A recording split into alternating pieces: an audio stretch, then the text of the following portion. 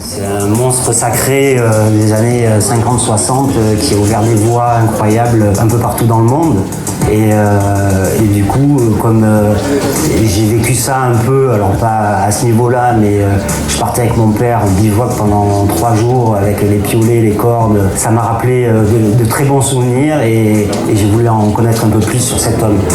Ce qu'il a laissé comme trace, c'est une trace véritablement humaine et c'est la part solidaire, si vous voulez, la part fraternelle vraiment de l'alpinisme qu'il incarne. Pour lui, l'aspect humain, c'était absolument prédominant. D'ailleurs, dans son livre, c'est aussi ça, cet alpinisme-là auquel moi je suis très attaché. Je me suis imprégné au maximum du personnage, Lionel Terré, ce montagnard, cet alpiniste. Bon, ça a été assez simple pour moi parce que je suis un enfant de la montagne. Et j'ai fait pas mal de recherches sur internet. J'ai lu son best-seller Les Conquérants de l'inutile. Et au fur et à mesure, ma sculpture s'est construite avec évidence. J'ai travaillé un fond qui le représente en train de gravir la montagne. Et son portrait, ce très bel homme, parce que je le trouve très beau avec ses lunettes vuarnées posées sur la tête. Vraiment, c'est l'image des années 60, de ces pionniers de la montagne. Et donc ces deux plans, en fait, l'un après l'autre, pour moi, la sculpture était bouclée. Ma mère était une admiratrice de Terré. Il symbolisait, si vous voulez, quelque chose de cette époque-là. D'abord parce que c'était un très bel homme, il avait beaucoup de charme. Il était très rebelle aussi. Il y avait un côté presque anarchiste, si vous voulez. C'était une sorte de... C'est pas un Robin des Bois, mais enfin, il y avait quand même une sorte de héros un peu romantique, qu'on aurait pu trouver dans certains romans d'Alexandre Dumas, si vous voulez. Ce que j'ai aimé dans cette charte entre le ministère de la Culture et le groupe Eiffage, c'est surtout de pouvoir mettre une de mes œuvres visible du grand public, un public qui va la vivre, puisque c'est un groupe d'immeubles, donc les gens vont passer à côté, vont pouvoir la voir de plusieurs angles et découvrir cet alpiniste Lionel Terré qui a eu une vie incroyable de montagnard et qui a fait des sommets dingues, qui a ouvert des voies d'alpinisme incroyables. Et je pense que c'est un bel hommage rue Lionel Terré que cette sculpture va être posée et je suis très fier. Moi, je pense que l'alpinisme, si vous voulez, reste, et la montagne en général, reste un espace de liberté, c'est peut-être le dernier, et de responsabilité. La montagne, c'est un endroit, surtout à l'époque de Terré, bien entendu, puisque c'était, j'allais dire, la période pionnière, en fait. Mais c'est un endroit où on accepte l'idée que vous puissiez vous mettre en danger. Tout ce qui en provient, quand on le montre dans les villes, ça rappelle qu'il y a un ailleurs. Quand on a des partenariats comme ça, des mécénats qui se font localement, qui se font avec des artistes particuliers, je crois que c'est vraiment utile, parce que les mécènes ont la connaissance du terrain. Il y a un milieu, il y a une ville, il y a un environnement urbain précis, qu'Eiffage connaît, et il y a un artiste qui va s'interpénétrer, faire interpénétrer son œuvre avec cet environnement.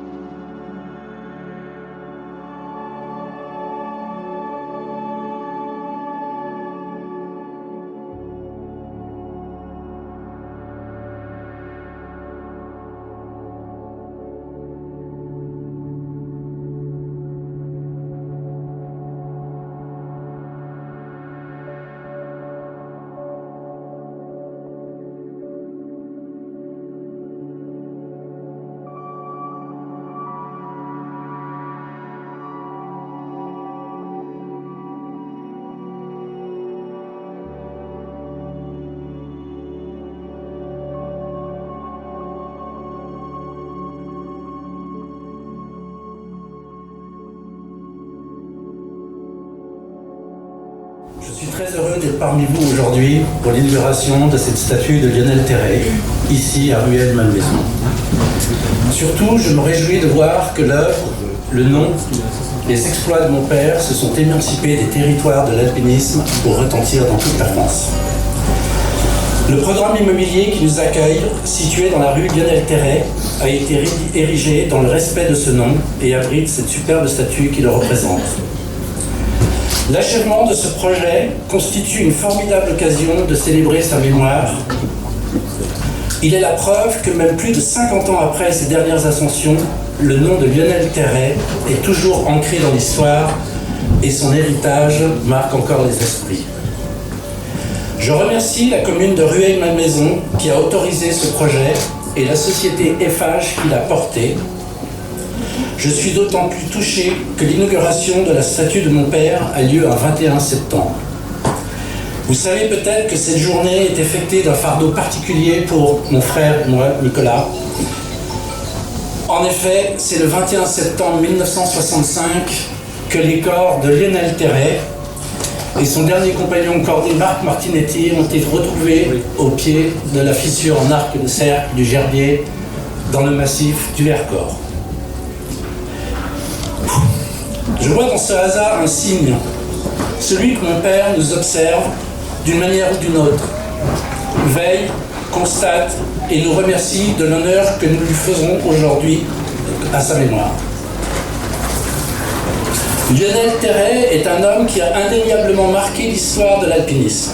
Vous le savez, il a constitué avec Louis Lachenal l'une des grandes cordées françaises de l'après-guerre.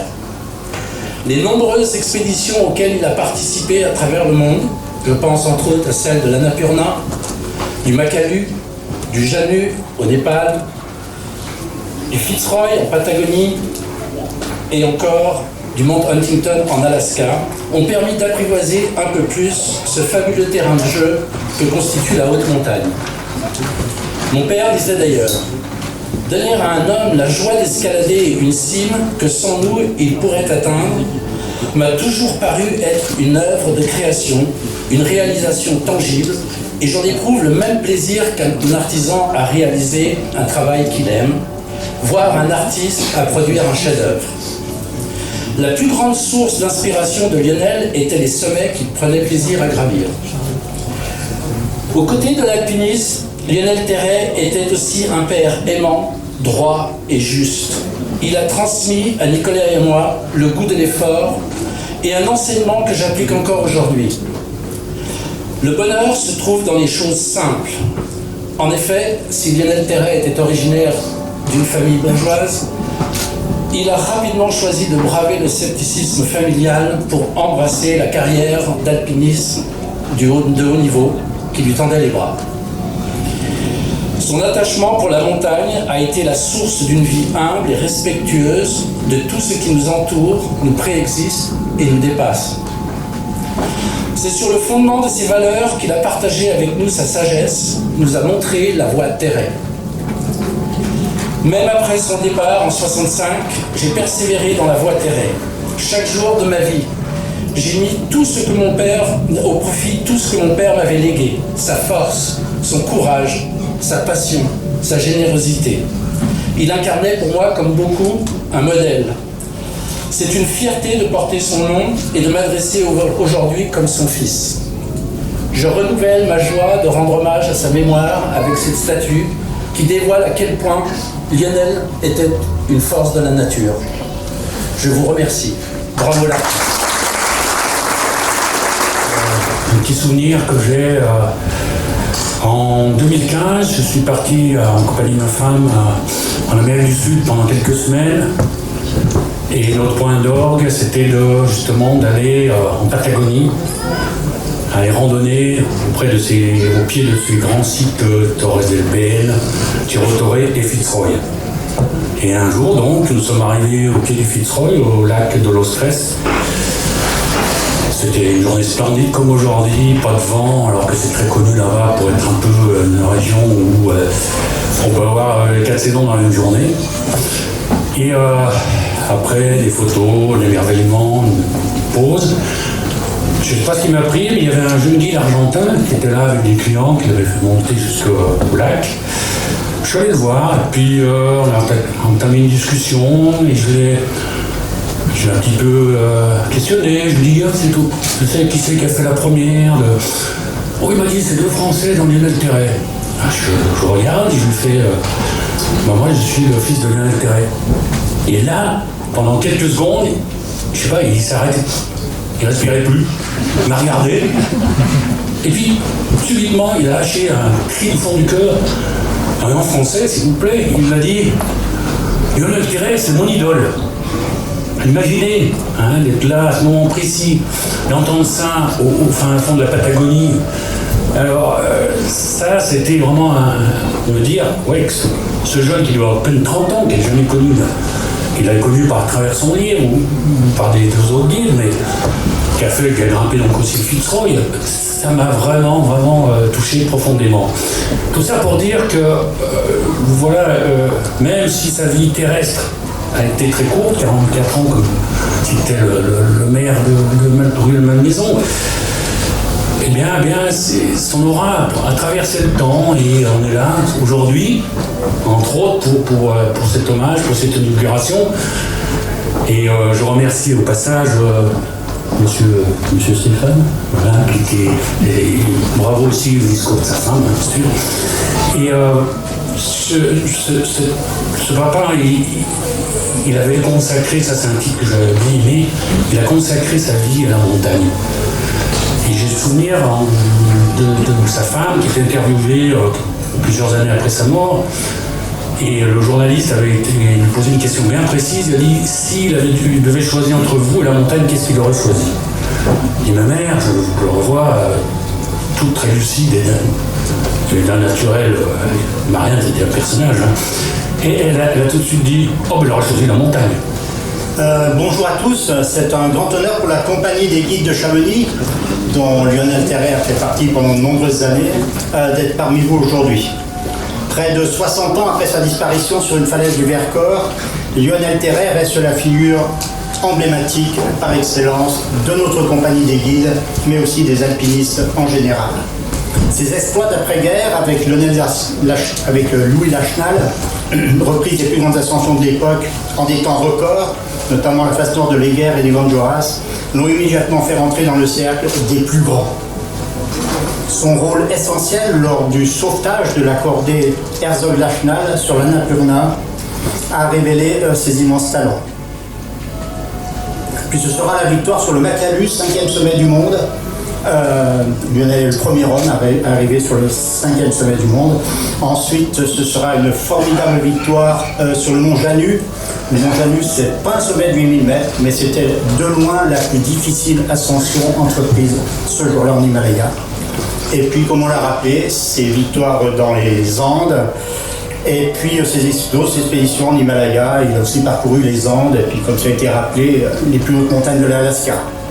Alors, étant moi-même guide à Chamonix, je voudrais évoquer ici une autre facette du personnage, celui du guide de haute montagne.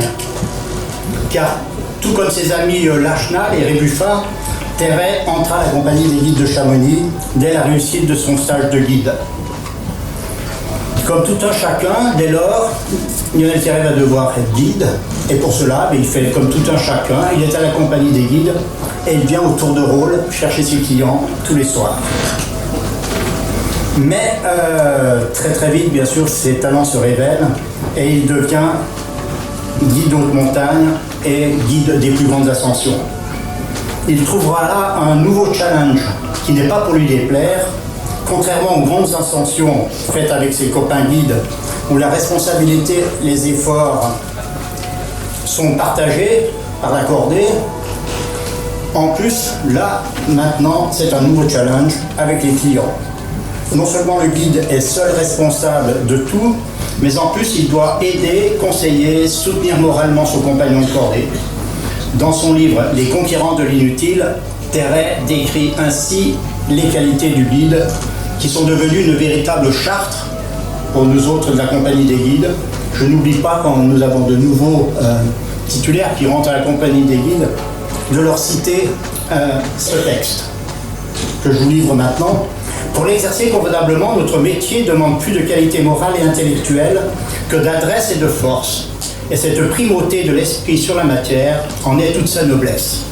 Il faut être capable, en effet, de dévouement pour aider ceux que l'on accompagne à surmonter leurs faiblesses. Il faut une patience rare pour supporter, sans nervosité, de progresser un jour entier à une allure parfois 3 ou 4 fois inférieure à la sienne, ce qui est quand même rapide parce que Thérèse courait dans les montagnes.